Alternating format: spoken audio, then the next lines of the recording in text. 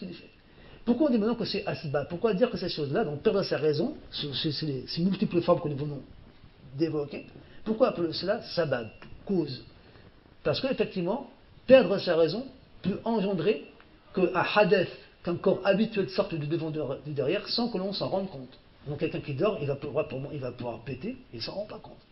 Alors non, il se réveille, est-ce qu'il a pété dans son sommeil ou pas? Ben, il n'en sait rien. Donc à cause de ça, à cause de cette éventualité-là, comme le dormir peut être une cause qui peut engendrer la sortie d'un corps habituel du devant de derrière, mais sans qu'on s'en rende compte, donc à cause de ça, ben, quand on aura dormi, eh ben, on va faire son ablution. Pareil, on est fou, quand on était fou, est-ce qu'on a également pété, ou est-ce qu'on ne s'en rend pas compte, on ne sait plus ce qu'on fait, etc., ou qu'on est ivre. À cause de ça, eh ben, justement, on va faire l'ablution. Pour ça, on dit que sabab. Pour ça, on parle de cause. Hein. Des causes qui peuvent engendrer le hadith, qui est la sortie habituelle du corps de devant de derrière. Donc, par sa raison. La raison, par folie, évanouissement, ivresse ou sommeil profond. Le sommeil profond, parce qu'on va maintenant faire différence entre le sommeil profond et le sommeil léger. Le sommeil léger n'obligera pas l'ablution. Comment distinguer le sommeil profond du sommeil léger? Le sommeil léger, c'est celui maintenant, si on tient quelque chose dans sa main et qu'il tombe, on va se rendre compte. Donc, quelqu'un qui tire quelque chose, un stylo, et le stylo va tomber, il va se rendre compte que le stylo est tombé. Le sommeil sera donc léger. Ou quelqu'un qui est comme ça, la tête baissée, on l'appelle les foulanes. Abdullah, il fait comme ça. Donc là, on voit qu'il a entendu ce qu'on lui disait, donc le sommeil n'est pas profond. Après quelqu'un, on l'appelle Abdullah, pas de réponse, on continue, on ronfle, là le sommeil est profond. J'étais quelque chose dans ma main, ça tombe, je ne me rends pas compte, mon sommeil est profond, donc je devrais refaire l'ablution. Mais le sommeil léger, justement comme il est léger, ben donc là, on sait qu'on est encore conscient de ce qu'on fait, de ce qui se passe, donc ça ne va pas annuler l'ablution. Parce que là maintenant, s'il y a une sortie de gaz, ben on s'en rend compte, quoi. Voilà. Non. Donc, le sommeil profond. Le sommeil profond dans lequel on ne perçoit ni les voix, ni la chute de quelque chose que l'on tenait dans la main. Autre sabab, autre cause pouvant provoquer la sortie du corps habituel du devant ou du derrière, ainsi que de toucher une femme si on a l'intention d'éprouver du plaisir ou si on éprouve effectivement. Non, on voit que le toucher, parce que toucher une femme peut être cause de sortie de sperme. Ça peut être une cause de jouissance qui peut entraîner la sortie du sperme ou du mauvais. C'est pour ça qu'on appelle ça cause, sabab. Maintenant, toucher une femme, en fin de compte, ça va annuler l'ablution avec des conditions.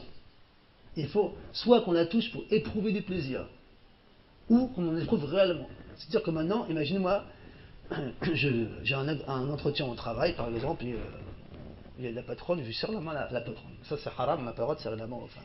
Mais si je fais ça, est-ce que mon ablution est annulée ou pas? Eh bien, on regarde. Si j'ai fait cela, mon intention, c'est pas de jouir de ce contact. C'est parce que c'est la patronne, il faut que je la salue. Bon, j'ai serré la main à la patronne. Si mon intention n'est pas de jouir de ce contact, et je n'ai pas non plus moi-même éprouvé de plaisir à faire ça, mon ablution est valable. Maintenant, moi, mon intention, le serrer la main, c'est justement de jouir de ce contact-là. C'est ça que je veux. Je lui serre la main. Même si je n'éprouve rien, à cause de mon intention malhonnête hein, que j'avais, eh bien maintenant, mon ablution sera annulée. À cause de cette intention-là. Que j'ai éprouvé du plaisir ou pas. Donc, le qasd, le fait de vouloir éprouver du plaisir par le toucher, il va annuler l'ablution, qu'on en éprouve ou qu'on n'en éprouve pas. Autre possibilité, c'est je n'ai pas cette intention, mais j'en ai trouvé malgré moi. J'ai dit, j'ai salué la femme, et puis bon, voilà, quand j'ai touché sa main, en moi-même, je suis troublé, j'éprouve du plaisir. Et donc maintenant, qu'est-ce qui s'est passé? Eh bien, mon ablution est annulée. Pourquoi? Parce que j'ai éprouvé du plaisir par ce contact. Donc, لمس المرأة يدل بالوجدان والقصد قصد اللذة أو وجدانها. Donc c'est vouloir éprouver du plaisir ou en éprouver réellement, l'une de ces deux choses va annuler l'ablution. Par contre, comme on a dit que tu es une femme sans éprouver du plaisir ou sans en chercher, elle n'aura pas l'ablution. Donc, également donc, le toucher, ainsi que de toucher une femme si on a l'intention d'éprouver du plaisir ou si on en trouve effectivement, on en éprouve effectivement. Alors, autre chose, de même que le baiser sur la bouche.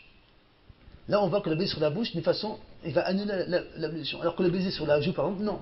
Le baiser sur la joue, c'est comme toucher. Si on veut, en faisant le baiser sur une autre partie que la bouche, éprouver du plaisir, ça va annuler. Si on en éprouve réellement, ça va annuler. Donc le baiser sur autre que la bouche sera comme le fait de toucher. Mais le baiser sur la bouche en lui-même, parce que c'est sur la bouche, hein, comme le fait d'embrasser la bouche, c'est quelque chose qui en lui-même fait appel au désir, quoi. Et ben même si on n'a pas l'intention d'éprouver du plaisir, hein, eh ben ça annulera l'ablution quand même. Sauf maintenant, si on embrasse sur la bouche pour vraiment une raison claire, on fait ça par exemple par rahma, pour miséricorde, quelqu'un qui est marié avec sa femme, sa femme, je sais pas, son père est mort, il embrasse sur la bouche pour la consoler.